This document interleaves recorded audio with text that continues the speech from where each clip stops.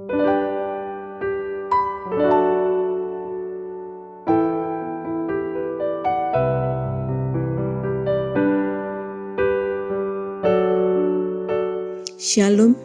selamat pagi saudara-saudaraku yang terkasih di dalam Kristus. Puji Tuhan, saat ini kita sudah memasuki hari ke-345 di tahun 2020 ini. Kita patut bersyukur karena Tuhan masih menyertai dan memberkati kita semua dengan kesehatan dan sukacita yang sempurna. Walaupun di tengah-tengah perjalanan kita di tahun ini, banyak hal yang kita hadapi, baik suka maupun duka. Namun, kita tetap bersyukur kalau hari ini kita masih boleh diberi kesempatan untuk kembali membaca dan merenungi firman Tuhan. Saudara-saudaraku, sebelum kita membaca dan merenungi firman Tuhan, baiklah mari kita satu dalam doa. Bapa kami yang bertakhta di dalam kerajaan surga, kembali kami datang bersyukur untuk segala kasih, berkat, dan penyertaan-Mu di dalam hidup kami. Terkhusus di sepanjang istirahat kami semalam. Dan saat ini kami kembali akan membaca dan merenungi firman. Mari Bapa, Engkau pimpin kami agar kami boleh mengerti isi hati-Mu, dan terlebih agar kami dapat melakukan kehendak-Mu di dalam kehidupan kami. Terima kasih Bapa, dalam nama anak-Mu Tuhan Yesus Kristus kami berdoa. Amin. Saudara-saudaraku yang terkasih di dalam Yesus Kristus, perenungan kita hari ini terambil dari Injil Lukas, pasalnya yang kedua, ayat 1 sampai yang ke-7. Demikian bunyinya. Kelahiran Yesus. Pada waktu itu, Kaisar Agustus mengeluarkan suatu perintah, menyuruh mendaftarkan semua orang di seluruh dunia. Inilah pendaftaran yang pertama kali diadakan sewaktu Kirenius menjadi wali negeri di Syria. Maka pergilah semua orang mendaftarkan diri, masing-masing di kotanya sendiri. Demikian juga Yusuf pergi dari kota Nazaret di Galilea ke Yudea, ke kota Daud yang bernama Betlehem, karena ia berasal dari keluarga dan keturunan Daud, supaya didaftarkan bersama-sama dengan Maria tunangannya yang sedang mengandung. Ketika mereka di situ, tibalah waktunya bagi Maria untuk bersalin, dan ia melahirkan seorang anak laki-laki, anaknya yang sulung. Lalu dibungkusnya dengan lampin dan dibaringkannya di dalam palungan, karena tidak ada tempat bagi mereka di rumah penginapan. Amin. Saudara-saudaraku yang terkasih di dalam nama anaknya Tuhan Yesus Kristus, 15 hari lagi kita akan merayakan Natal. Sesuatu suasana yang ditunggu-tunggu bagi umat Kristiani. Pada hari Natal ada suasana kebahagiaan, karena pada saat kelahiran Yesus itu menunjukkan bukti dari penggenapan janji Allah, yaitu untuk mengirim seorang juru selamat kepada setiap orang yang mempercayainya.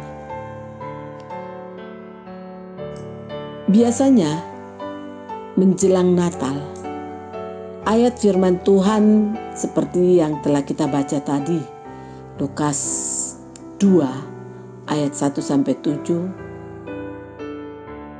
ayatnya 8 sampai 20, dan juga Injil Matius 2 ayat 2 serta Yohanes 3 ayat 16. Yohanes 3 ayat 16 akan menjadi ayat tereksis yang sering digunakan sebagai tema acara atau bahan khotbah para pendeta di gereja. Saya yakin firman Tuhan di atas sudah tidak asing bagi kita semua. Terkadang kita membaca atau mendengar firman Tuhan di atas tadi tanpa menghayati makna sesungguhnya. Padahal makna Natal terpenting dalam hidup ini adalah bagaimana kita sungguh-sungguh menghadirkan Yesus ke dalam hati kita. Menyadari betapa besar cintanya Tuhan buat kita. Sampai-sampai Ia rela merendahkan diri datang ke dunia. Melalui proses lahir ke dunia dengan sebuah tujuan yang mulia, yaitu menyelamatkan setiap kita dari kutuk dosa dan memulihkan relasi Allah Bapa dengan manusia.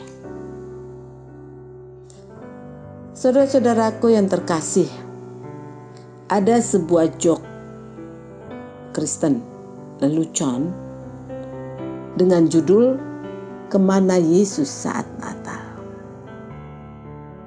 Demikian ceritanya. Pada suatu hari, para penghuni surga sedang berkumpul dan bertukar pendapat. Pada kesempatan itu, Petrus mengajukan pertanyaan. Natal tahun ini kira-kira Yesus akan berkunjung kemana? Setelah mereka merenungkan pertanyaan itu, ada yang menjawab, ke daerah pegunungan yang baru saja kena musibah awan panas. Tidak, karena di sana telah ada banyak orang yang membantu saudara-saudaranya yang sedang mengalami penderitaan. Ada yang menjawab, ke tempat ziarah. Tidak juga, karena tempat ziarah sekarang sudah ramai dikunjungi umat. Oh, pasti ke tempat orang miskin. Saya kira juga tidak, karena sekarang membantu orang miskin sudah semakin ngetren. Lalu, menurutmu kemana? Yesus akan berkunjung ke hati manusia. Karena sekarang ini banyak manusia yang meninggalkan hatinya. Saudara-saudaraku yang terkasih, dalam bacaan kita hari ini dicatat bahwa tidak ada tempat bagi mereka, yaitu Yusuf dan Maria, di rumah penginapan. Seringkali di dalam drama Natal gereja, adegan ini mengisahkan Yusuf dan Maria yang sedang hamil tua tergopoh-gopoh mengetuk pintu penginapan demi penginapan, yang hasilnya hanya menemui penolakan. Semua yang ditemui mengatakan penginapan sudah penuh. Maaf, mengapa penuh? Ya, karena saat itu semua orang sedang sibuk pulang kampung karena sensus yang diadakan oleh Kaisar Agustus. Jadi memang semua penginapan penuh dan yang tersisa hanyalah kandang binatang. Pertanyaannya, mengapa Yesus harus lahir di kandang hewan? terus menjadi pertanyaan sampai sekarang. Bahkan disambung dengan pertanyaan, mengapa tidak lahir di rumah sakit bersalin atau lahir di istana raja? Jawabannya adalah tidak. Karena justru di tempat yang paling pertama untuk menyatakan kehadirannya di tengah dunia ini adalah di sebuah kandang yang indah. Sebenarnya tidak sulit bagi Tuhan untuk memerintahkan para malaikat untuk menyediakan tempat yang sangat layak dan mulia pada waktu itu. Tapi justru Dia membiarkan dirinya hadir di dalam dunia sebagai manusia, justru di tempat yang paling hina. Dan itu merupakan kabar baik dari peristiwa Natal. Yesus lahir di kandang hina supaya orang-orang yang merasa dirinya adalah seorang yang hina atau paling hina dapat menjumpai Yesus. Jika Yesus dahulu lahir di istana raja, maka para gembala tidak mungkin akan datang menghampirinya. Jika Yesus lahir di istana raja, bagi para Majus tidaklah sulit untuk datang dan menghampiri Yesus di sana. Tapi untuk para gembala itu merupakan hal yang paling sulit. Jadi Yesus lahir di kandang hina agar Dia bisa dijumpai oleh siapa saja. Hari ini Yesus tidak butuh kandang. Dia butuh tempat yang lain di dalam bagian hidup kita, supaya Dia bisa melakukannya sekali lagi, yaitu mengubah hidup kita. Untuk itu, adakah tempat bagi Yesus agar hari ini Dia bisa hadir dan terlahir di dalam hidup atau di dalam hati kita? Nah, saudara-saudara, berikanlah tempat bagi Yesus untuk hadir dan lahir di hatimu. Dan izinkanlah Yesus berkarya di dalam hidupmu yang penuh dengan beban, pergumulan, kepenatan. Niscaya Dia akan mengubahkannya dan akan memberi kekuatan dan damai sejahtera bagimu. Jadi walaupun kondisi hatimu atau hidupmu saat ini engkau samakan seperti kandang domba, asal kau mau menerima Dia, membuka pintu hatimu, Dia akan datang padamu. Dan walaupun kondisi kehidupanmu atau hatimu indah seperti istana, tetapi bila engkau tidak mau membuka hatimu,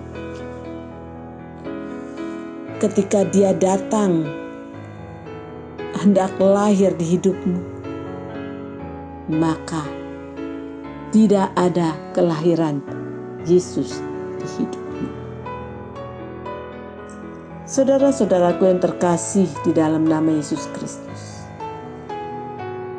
dalam Injil Matius 2 ayat 1-12 juga dikisahkan bahwa pada saat kelahiran Yesus ada orang-orang yang berpendidikan, yaitu orang Majus dari timur, datang ke Betlehem untuk menyembah Dia karena melihat tanda berupa bintang di langit. Sedangkan di Israel saat itu tidak ada yang mengetahui. Dan Tidak dijelaskan apakah orang Israel sebagian besar masa bodoh dengan kitab nubuatan nabi-nabi, ataukah mereka memang sudah tidak peduli. Dan selanjutnya juga dijelaskan bahwa ketika orang maju sampai di tempat Yesus lahir, mereka segera masuk dan segera sujud kepadanya, lalu mempersembahkan emas, kemenyan, dan mur. Betapa luar biasanya perbuatan yang mereka lakukan kepada seorang bayi yang baru lahir, yang kelihatannya belum mengerti apa-apa. Saudara-saudaraku, Natal memang seharusnya membawa arti bagi kita semua. Bukan sebaliknya hanya bersifat seremonial yang segera akan berakhir tanpa ada perubahan yang cukup berarti di dalam diri kita sebagai umat Tuhan. Natal bukan hanya berarti kelahiran Yesus ke dunia ini, tapi lebih dari itu, Natal berarti lahirnya Juru Selamat di hati kita. Lahirnya Yesus di hati kita sebagai Tuhan dan Juru Selamat. Itu berarti kita harus siap untuk diubah, harus siap untuk dibentuk, harus siap untuk menjadi miliknya. Tiada yang lebih berharga selain daripada lahirnya Yesus di hati kita, di mana kita menerima Dia sebagai Tuhan dan Juru Selamat. Natal harus membawa perubahan dalam diri kita. Yang tadinya tidak suka beribadah, sekarang senang beribadah. Yang dulunya suka bertengkar, sekarang suka damai. Yang dulunya senang memukul istri, sekarang menyayangi istri dan anak-anak. Yang dulunya suka mabuk dan main judi, sekarang tidak lagi. Yang dulunya suka mendendam, pendendam, sekarang pemberi ampun, dan lain sebagainya.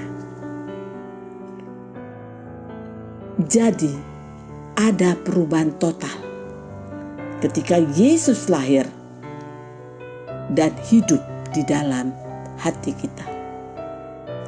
Ada sikap menyembah dan tunduk kepada Tuhan Yesus dan mempersembahkan tubuh kita sebagai persembahan yang hidup, yang kudus, dan yang berkenan kepada Bapa di surga. Roma 12 ayat 1. Jadi seluruh aspek kehidupan kita serahkan kepada Yesus. Seperti orang Majus yang datang mempersembahkan emas, kemenyan, dan mur, saat ini ketika Yesus lahir di dalam hati dan kehidupan kita, maka kita pun datang dengan membawa seluruh kehidupan kita sebagai persembahan yang hidup, yang kudus, dan yang berkenan kepadanya.